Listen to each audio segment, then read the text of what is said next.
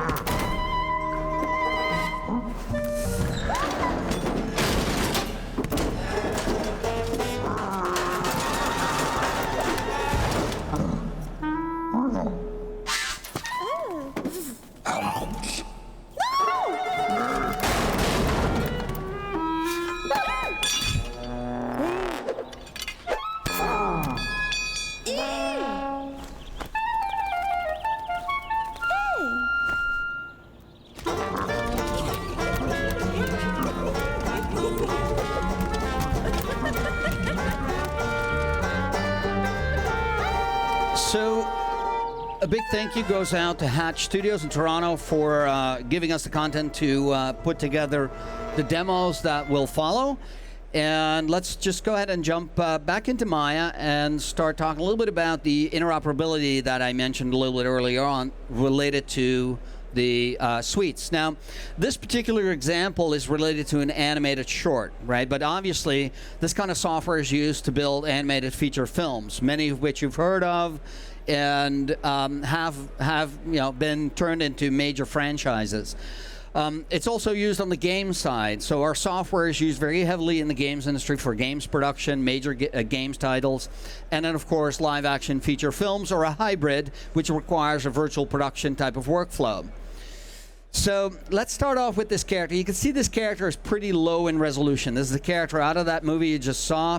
Not a lot of resolution there. And what I'd like to be able to do is take this into a dedicated package for sculpting and painting. So one of the things that's really unique about the suite is that I can take an asset like this and I can quickly send it over to, in this case, Mudbox. Mudbox is a sculpting and painting solution, and through what we call the one-click workflow, we can send things either to Max, 3ds Max, Softimage, Motion Builder, or Mudbox. And you can send it as a new scene, or if you already have it open there and you made some changes here, you can just send the update. That works too. So it builds a live link between these products. So I already have this open, so we don't have to wait for the translation process for it to get there, but you can see what that character looks like inside of Mudbox. So one of the things that we added in Mudbox for the suite is a customizable UI. So being able to customize this UI, if you're a painter, you want to work one way, you can do that. If you're a sculptor, you could do that. You can customize this however you like. I'm going to turn off the lock switch here and then start tearing off little bits and pieces of UI. So let's say I build a paint-based kind of UI that's allows me access to all the tools I would need for painting. If I resize this, you can see that it kind of resizes the icons to make it fit. If I go in here and maybe grab some stencils, I can go ahead and put these down here and then, you know, move this up, fall off. So I'm going to tear this off and maybe dock this down here as well. Or if I tear this off, I can build a tab-based layout so I can jump between the two this way. Let's say we'll leave it with that. And then maybe I want to go in here, select a paintbrush, and then tear off a color editor. I'm going to put that color editor down there as well. And so you can customize this however you like. We can get rid of UI as well if I don't need it. We can just go in here and close some of this. Let's go ahead and get rid of all of it. And that way we get a little bit more vertical real estate to work on our character. We can get a little closer to our character and work on really fine details. So to save off, it's very simple. Just go ahead and say export. We'll call this the test UI. We'll overwrite that. And maybe I'll bring in some other UIs just to show you what they look like. If I go in here and bring in a paint and sculpt type UI, you can see these floating windows. If you leave a window floating, it'll save that as part of the preset as well. So it'll come back with floating windows. Those floating windows could be sitting on a second screen, right, if you want that. So all your floating windows could be pushed onto a second screen, and that too is saved as part of that preset. If I now go back and say let's re-import that test UI I built back to a painting workflow, I can very quickly do that by importing that text file. So let's reset it, and I'm going to start working on this character a little bit. Make sure that you lock the UI, because as you're painting, I'm using a stylus and a tablet. Obviously, that's the most intuitive way of working. I want to make sure that I don't go through my broad strokes and then accidentally grab a piece of UI and drag it across the screen.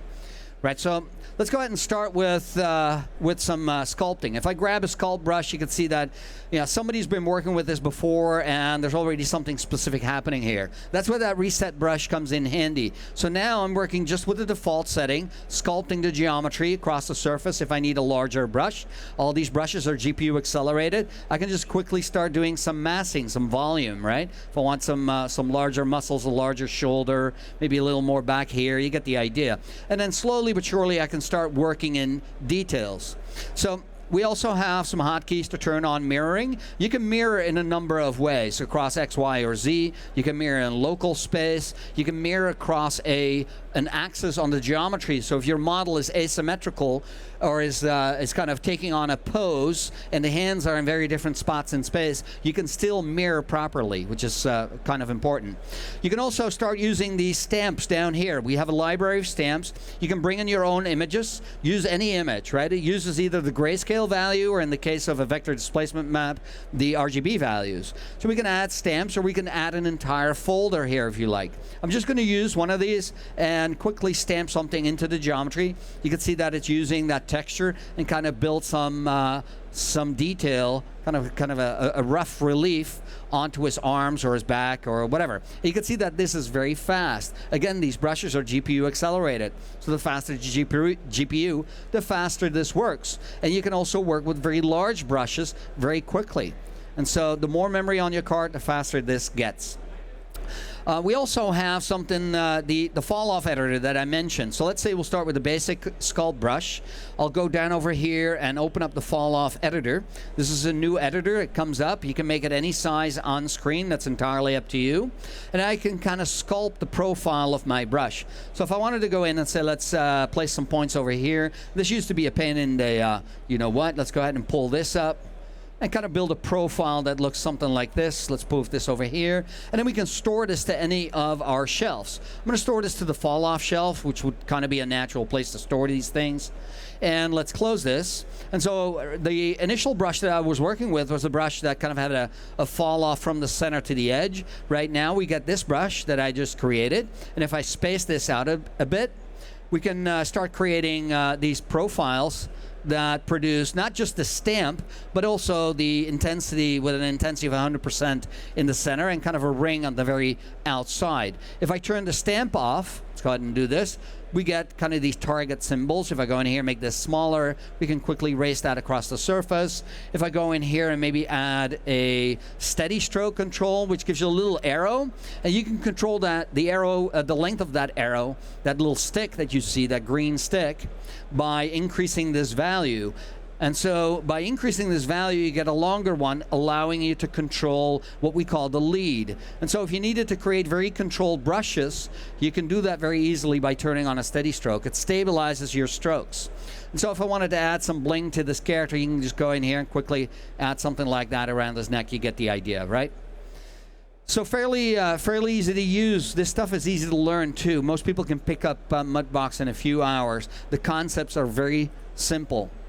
Now, obviously, it does require people you to be able to sculpt or paint, right? That's what it does. So let me talk a little bit about some of the other stamps that are a little more sophisticated. So what we have is vector displacement maps. Vector displacement maps are 32-bit float images that are attached to a brush. So in this case, for example, if I grab a sculpt brush, I grab this second vector displacement map. I'm going to leave it set to 15. That is fine. I'm going to increase the build-up to something like that. I'm going to drop down the spacing between the stamps, and I'm going to turn off that steady stroke. So now if I paint, and let's go ahead and use a default fall off like that. You can see that with a slightly larger brush, I can build scales very easily. So it gives me a very hard edge to work with, right? So let's go ahead and make this brush a little smaller, maybe a little bit bigger, kind of like that. And I can very quickly just lay out the shapes of these scales on this back, making them interlock or fit together. So brushes like this allow you to very quickly customize how your brush functions instead of just having access to a fall off. I can also reverse this, right? If I paint in the opposite direction, that's counterclockwise, that's clockwise, you get the opposite effect. That's the nature of a vector displacement brush. If I wanted to add some detail, for example, if I go to stamps and switch to a brush that allows me to create effects like kind of like a tubular pattern. You can see that as I press harder, I get bigger tubes showing. If I wanted to build veins or paint veins across his muscles here and over his forearm and maybe across the bottom of his forearm into his hand, very easy to do. The other nice thing about all this is that once you start building these details in, you can either turn it off for evaluating something else, right? We can turn it back on, or we can dial down the intensity of this sculpt layer, essentially reducing the relief and the intensity of this effect that I'm getting. Now we are, if you look up here, you can see there's a sculpt button. We are in sculpt mode. We can also switch into paint mode, which I'm going to show you in just a second. So we have vector displacement maps that we can attach to a brush. We can also create and build and bring in vector displacement maps that show up in between the camera and the model. So for example, if we look at this ear here, that's kind of like a Shrek-looking ear. I'm going to bring back that vector displacement map and kind of size it and fit it close to his head, something like this, maybe a little smaller. I'm going to increase the intensity of my brush and increase the size of my brush just a bit. And now if I paint this, you can see that it's bringing that ear onto it's transferring that ear onto my geometry. Now, because I'm using a vector displacement stencil, you'll see that if I turn off the stencil here for a second, that the modeling operation actually included all of the undercuts, very sophisticated geometry that I can build onto my character this way, right? So you can start building yourself libraries of fingers, noses, ears, whatever else you want to attach to a character, and then assemble your character in kind of a final high-resolution version. Okay, and again, of course, we can go ahead and dial down the intensity if we just want an indication of an ear rather than a full-blown chimpanzee ear. That's actually a human ear right there. So that's hopefully that gives you a bit of a view or an idea of what's involved in sculpting in Mudbox. One of the important things is that if I look at the resolution of this character, for example, you can see this pretty high in resolution. This is not a character I want to bring into Maya, because it's too heavy to animate. If I have a rig in Maya and I'm going to move a character like this, I'm not going to get more than 1 frame per second refresh rates, which could be a real problem. I want to be able to see motion on characters in real time. That's kind of a critical component of animation, is that you get the feedback of animation in real time. So this is not a good character to bring across. So what do? All this geometric detail, let's go ahead and turn off the layer that I used. I'm going to turn on one that has a lot of finished detail on it already. And you can see there's some bumps on his back, and I'm going to show you that here. Let's go ahead and turn that off, turn that on. You can see how it comes in. So what we're going to do is, instead of bringing this geometry to Maya, we're going to use a technique called map extraction. And if I open this up, I can extract maps such as normal maps as well as vector displacement maps. And what we generally do is we set up the source and the target model. The source model is the very highest level model. Mudbox works with levels and layers. And the higher levels are the higher resolutions. The lowest level is the lowest resolution. The lowest resolution model is what I want to take to Maya. The highest level resolution model is what where I want all my sculpted details. So this process of loading the high and low res models and then extracting a map that can be all the way up to 32K, which is huge, allows me to capture all of the sculpted detail in the form of a texture map. Those texture maps I can now see in Maya, and they will actually show up on the model, and I'm going to show you that in just a second. So I'm not going to sit here and wait for this extraction process to finish. We've already done that, so it's already done. And I'm going to just open that up on the Maya side. I want to talk a little bit about painting. So you can see we have a sculpting tool set. We also have a painting tool set. And so we already have some paint layers, so we can switch between paint and sculpt, just switching like that. We already have some paint layers loaded. If I turn off the color map, you can see that I get color. We can also go in here and say, let's dial that down or dial that back up. You can overclock this too. If I set this to 120%, right, or maybe 200%, and you get that oversaturated kind of look if you want. So it all depends on what you want. You can set it to negative values. It also has all of the Photoshop blend modes, from multiply, darken, lighten, screen, overlay, whatever you want, right? There's an interop with Photoshop as well. If you want to take all this stuff, drop it into Photoshop, do some edits there, send it back to Mudbox. It maintains the .psd file format, so you can go back and forth without destroying anything. You're adding on both sides. And you can send individual layers as well as entire channels, right? It organizes all this stuff for you on the Mudbox side before you go to Photoshop. What I did in this particular model is just simply say, okay, I have a color map, and that's finished. And what I'd like to do is be able to copy that into the specular channel. So up here, if we look at paint, you can see there's a diffuse map. You can go ahead and duplicate that. Already did, and it's in here in the spec channel.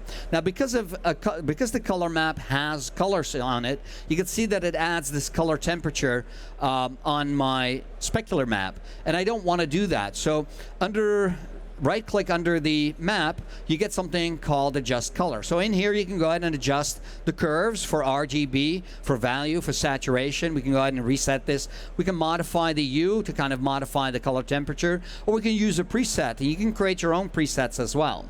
So if I go to black and white, for example, and say OK, we now get a grayscale specular map that controls the specularity across the surface. If I turn it off, it looks like that. If I turn it on, it looks like that. It looks a lot better. Now, I also want to use that map for bump. So what I did is I copied this layer into the bump channel. If I turn that on, it doesn't look very good.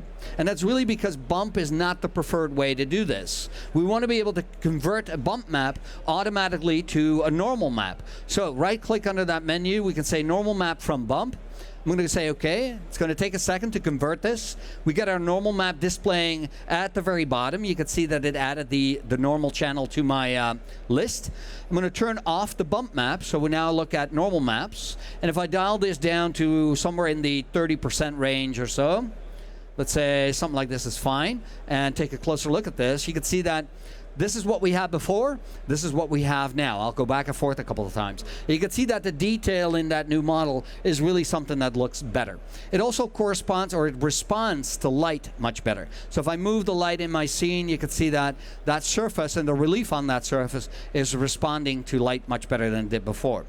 So this is stuff that I want to all bring back into Maya. Now, in Mudbox, we also have Send to Maya, 3ds Max, Softimage, in order to be able to get this stuff cleanly into the software. We have preferences here. If the only thing you want to send across is paint layers, you could just send the paint layers. If you want to just send paint layers flattened, so one color map, one normal map, one bump map, etc., you just flatten all that. Or if you don't want to send it at all, you just want to send geometry, just send geometry. So once you're done with that, send it to Maya or hit update so that it updates in Maya. It takes a little bit of time, and that's why I'm bypassing this using the load up model. And so this is the low resolution version. Now, one of the things that was supporting in Viewport 2.0 is DirectX 11. You can see up here, it says DirectX 11. DX11 is now supported. It's a switch in preferences that you set to DX11 and restart the software. Now you can load DX11 shaders. If I take a look here real quick at that shader, let's go ahead and open it up. You can see that we get a bunch of controls that are already loaded, and that's because for these DX11 shaders, we're loading a default shader file, is what we call it. A Maya Uber shader.fxo. That's a compiled shader that comes into the software. It's nice and fast. It gives you all the shader controls you need. So it does a quasi-subsurface scattering. It brings in vector displacement maps, normal maps, specular maps, opacity, etc. Lots of stuff. I'm going to turn some of this stuff on to kind of show you what it does. If we go in here, we can modify things like shadow strength. So let's select the shader, and we'll just look at the model. I'll modify the shadow strength there. You can see what that looks like. And in case you're interested, you can set this to tessellation on, which allows us to see vector displacement. This is a prerequisite. I can also set it to wireframe so you can actually see the tessellation that takes place from the perspective of this shader. What's nice about this shader is also that it's completely native to Maya, meaning that if I hit 5 for shaded mode, it does the same thing Maya native shaders do. They all go to a flat shaded mode with no textures. If I turn on textures, it's just going to show me textures. If I turn on lights, it's going to turn on lights. The shader is responding to everything I have in the scene. Okay, so down in here we can turn on like a rim lighting, for example, up here. If I turn on a rim lighting brightness, you can go ahead and increase the size of that by doing stuff like this and kind of bring that in, maybe dial that down. Maybe we have a simulated kind of sky color here. You can see there's a little bit of a cool color that's contributing, coming from above, and maybe we have like an earth tone or something like that coming in from below. So these things can be added as well. You can map this too by turning on this and applying an actual ambient emissive map. The diffuse map is already turned on. I'm going to leave that turned on. And if you look at the transition from light to dark, it's kind of a harsh transition. We might want to soften diffuse for skin and then increase that value. You can see that it's starting to pull some light into the skin, almost as if the very surface of it is translucent. So I'm going to leave that set to a little bit of a value, and then we're going to drop down in here. I'm going to turn on the specular map. If we look over in this direction, you can see the specularity vary across the surface a little bit. I can also turn on this skin process. We can go ahead and crank this up a little bit. So we get a fairly bright specular where the surface turns away, and fairly diffuse specularity across the rest of the surface. Now, if I turn on the normal map, it uses the specularity and it brings in the relief exactly the way I want. So you can see all that sculpted detail from Mudbox is now coming into Maya. So we have that normal map working on the surface. If you want, you can bring in a reflection map. The reflections will show up on the surface, and then you can control the reflection intensity. We have a displacement map. I'm going to turn this on, and I'm going to increase the displacement. You can see how that character is kind of starting to displace. So I'm going to set this to a value of 10. So between the displacement map and the normal map, I get kind of, more or less, the detail that I want. The other thing that I can do is I can turn on translucence. And if I look at this with a light in the background, this light right here, you can see that a lot of the light is able to penetrate all the way through this surface. So I'm going to go ahead and maybe change that green. I kind of want that to match more of a warm yellow light source. Excuse me. The other thing I want to do is I want to control the fall off for that. If I go in here and kind of crank that up, you can see that now it's only happening on the areas of the skin that are much thinner, where light is able to penetrate, right? So I get this in, I'm able to control this a lot better by using these two top sliders here. The other thing you can do is you can actually bring in what's called a thickness mask. That mask is this grayscale map that you can paint in Mudbox. So if I go ahead and load a map, and I'll find this under the directory where we stored all of the Mudbox stuff, which is right in here. I can use this last map. You can see it's a grayscale map, pretty high in resolution. I'm going to bring that in. And you can see that if we go back to our shader, we can see our thickness map on the surface. There we go. You can see it's working. I'm going to go ahead and crank this up a bit. And so now, like most of the body areas and most of the head areas are not translucent, but the ears are very translucent, as are the fingers, right? And so the areas where you want light to penetrate all the way through the body, it's actually doing that. So these little bumps on his back and his neck and whatever, they're also translucent. So you control exactly where the light is able to penetrate through all the way. So that's how you can start building these types of characters. Now what's important is that what's important to remember here is that this character is still very low in resolution, meaning that I can still use this for animation and get fast update, a fast refresh rate. So what I'm going to do is kind of switch gears to a different character, and I'm going to show you kind of the what we call the Human IK rigging process. Human IK is a solver that we have in the software that allows you to bring in very complex motion. And we're using this in conjunction with Motion Builder. So we have a live connection between these products. And then Motion Builder, in turn, can be connected to a live stage where motion is being recorded and where you can also record a camera. In other words, you can control the position, the angle of view, you can control all sorts of aspects of a camera and stream it directly in Motion Builder. Okay, so with this character showing, I'm going to jump into a view where we're just looking at the character. I'm going to look at her in kind of like an X-ray mode, and I'm going to bring up the HIK window. So I'm going to show you the whole process. Just to explain HIK a little bit better. Human IK is a system that starts off with this UI, and we need to tell Human IK, we need to teach Human IK what it is that my character is, how it is that my character is laid out. So if I look at all these bones, all these joints, I have to tell Human IK what all these bones are. It's really not very difficult to do. In other words, what I need to do is define the skeleton. So that's where we'll start.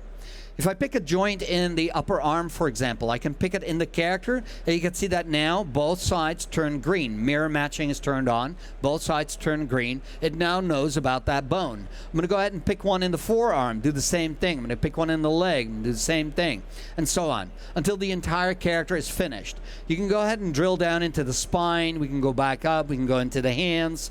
We can do the feet. We can define the what we call roll bones as well. And so once it's all done, what I'm going to do is I'm going to bring in a template just to finish it. That way, you know, that's just for demo purposes. Make this quick.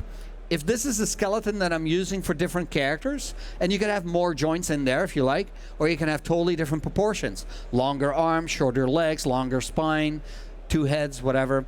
You can start loading templates, saving off and loading templates as well. So I'm going to use this HIK, Human IK template, load it, and then lock it. We don't want to touch that anymore. So we've taught Human IK about the skeleton, the structure of our character, right? Now we have these boxes, these controllers. That's part of the custom rig. You can see that when I move one of these, it invokes IK, inverse kinematics.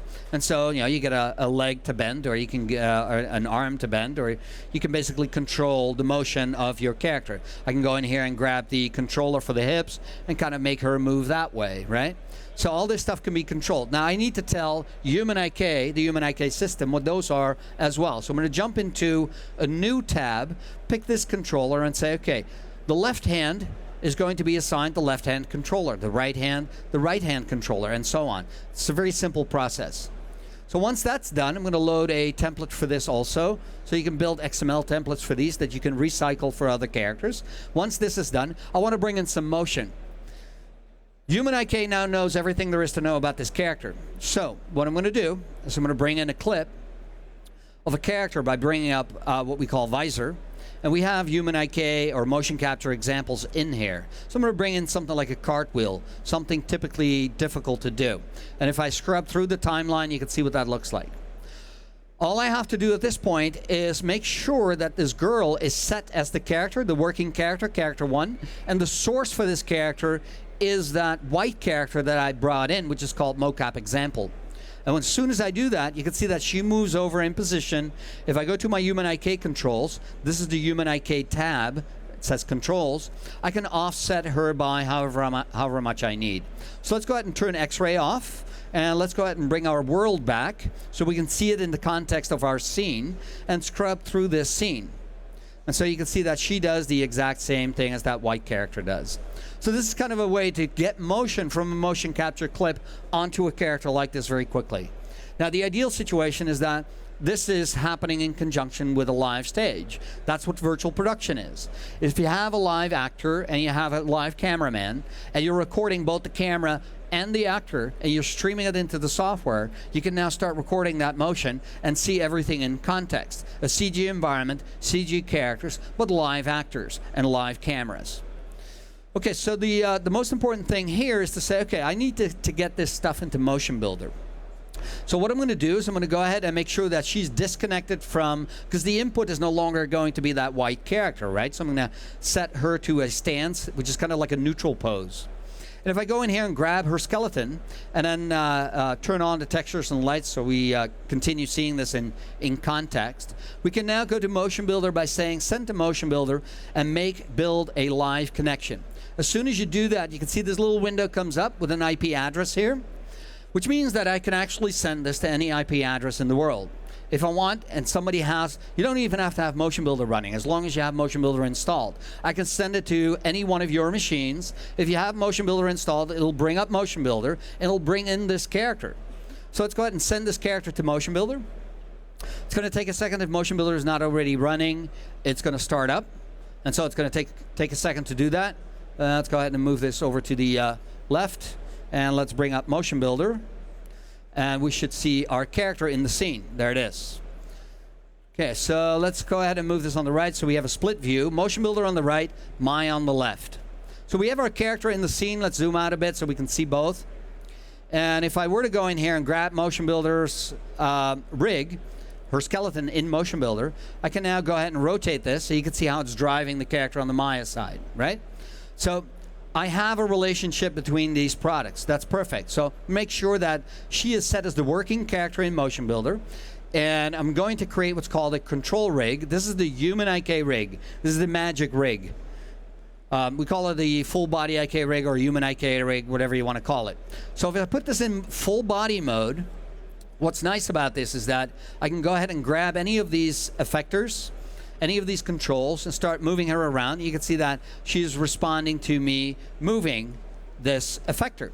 So instead of me being an input, what I'd like to do is bring in a scene that actually has like a character set up that would be constrained the same way it would be as it would be on a live stage, as well as a camera that's also constrained that way. Because we don't have access to a live stage right here, I'm going to bring in a file that is set up as if it were connected to a live stage. So this file over here, I'm going to bring that into my scene and merge that. I'm going to leave Maya running in the background, but I'm going to go ahead and maximize Motion Builder so we can actually see what we're doing. Maya will continue to update any kind of motion that we're applying to this character. And I'll show you that later on. You'll see that it's still connected. So we have a character in the scene here on the far left. You can see all those red markers are essentially markers that are constraining the motion of this character. That would be how it's connected to a live actor. Is those markers, they're where we capture motion. On the right, we see a camera with the same kind of setups, a few red markers, few red constraints. And let's go ahead and scrub through the timeline to kind of show you what's there. Okay, we get this character to kind of walk out. The camera's kind of walking in. Camera's kind of looking around. And the camera follows this character all the way around. Now, what I'd like to do is I'd like to be able to see that camera at the same time I'm looking through the camera that I'm working with. So I'm going to go in here and say, let's create a two-pane layout. And on the right, we're going to load the camera that I brought in. That's called HD. There's the HD camera. And so I have a split view of my working camera, this one right here, and my HD camera, which is the camera that's coming in from a live stage. And so if I scrub through this, you can see that on the right, I'm seeing what that camera sees, right? Now, there's a problem here in that my character is not really being driven by that actor. So that's a very simple process. If my actor is connected, I'm going to say character 1, control rig. I'm going to set this to Gaunt. That's the name of that character back here, the one that I brought in. And you can see that that girl popped over in place and kind of assumed the same position, the same pose, and she's moving as well. So she's doing exactly what that actor is doing. So if an actor lifts his arm or her arm, she's going to lift her arm, and in Maya, she's going to lift her arm. So you get the idea, right? Now, one problem here is that if I look through this camera and I scrub forward, you'll see that she is kind of offset from the character, which is the actor. and I no longer see her. So what I need to be able to do is go into characters and say, let's grab her and say match source. And so now she's matching the source. So now she's coming in and the camera is following her, kind of maybe looking down there for a second and then up again. And you get the idea. And then she's going to start walking away from the camera. And so all this stuff is updating in Maya as well. Now, the nice thing about this is that you can have as many cameras in the scene. If you have an explosion or if you have an event that needs to be filmed from 8 different angles, you can do that. Have 8 cameras. Set up 8 cameras in Motion Builder. Have them all linked live so you can see all these cameras do what they do, show the same action from different angles. So working camera, here's our HD camera. One of the other things that's really important that we introduced recently is heads-up displays. HUDs. You can go into Elements and create a HUD by just simply going in here, say find a HUD, bring that into the scene. There it is. It's called HUD 1. And if you double click on this, it allows you to add stuff. So if I go into my camera, for example, let's go ahead and open this up just a little bit and grab this heads-up display and connect it to the HD cam. Say add to camera. And if I now say new, we're going to go in here and create something like a rectangle, for example, create. You can see that rectangle, it's green show up. I'm going to make that black real quick, something like that. And opaque, we're going to go ahead and turn off scale uniformly. And I'm going to go ahead and make this bigger. You get the idea. Now I get a black border. Maybe I want to add a new element. I'm going to go in here and say, let's make this, I don't know, let's add the take name. There you go. Say create. Take name is live mocap session, right? Maybe I want to add time code and whatnot. I have a finished HUD in here already. I'm going to attach that to the HD cam and say replace that. And so all this stuff is coming in. So if I rewind this and play this, you can see that time code's displayed, the frame values displayed, frame per second refresh rate. Maybe I want to switch this to something like 23976, live mocap session. This is the free memory in the scene. This is the name of the file that's currently open. This is the name of the camera. You can add as much stuff as you like. You can embellish this however you want. We also support, which is really nice, we also support Flash. So there's a product that Autodesk makes called Scaleform, and it builds all the very sophisticated UIs for high-end console games, for example. And many of the games that all of you know on big consoles use Scaleform to produce these UIs. You can have very sophisticated UIs brought in and displayed on top of the camera that way. Now, a lot of these are all also dynamic, like timecode is obviously, right? But I can go to the actual camera and say, let's go ahead and let's cancel this. I can go to the camera and say, let's find the settings here and change the focal length. And you can see that the focal length changes are showing up directly in the HUD. So all these are dynamically linked attributes. And you can make custom connections as well if you like. So the next thing I'm going to do is I'm going to go ahead and bring in another camera by saying, all right, we have our asset browser. I'm going to go to the FBX library here. I have another camera in the scene. Let's go ahead and merge that as well. Once that comes in, I'm going to zoom out a bit. You can see there's another camera back here, over here. And maybe I want to split this into 4 views. So now I want to see in this bottom left view, I want to see that second camera. I'm going to go in here and say, let's show that camera. If I scrub through my timeline, you can see that camera that just slowly pushes into the scene. Whereas my HD cam, it can have its own HUD, if you like. My HD cam is still showing the action. My working cam shows everything. And then maybe on the right, I want to set up something custom. Maybe I want to see what this looks like in stereo. So you have all the stereo controls in Motion Builder that you do in Maya as well. So we go in here and say, let's create a new stereo camera. There it is. And let's look through that. So let's go to perspective. We'll look through the center camera, and then we'll go ahead and display, under display, turn on stereo display. So let's say we'll do an anaglyph to make it obvious. And you can see the anaglyph view. If I scrub this back, there's our character.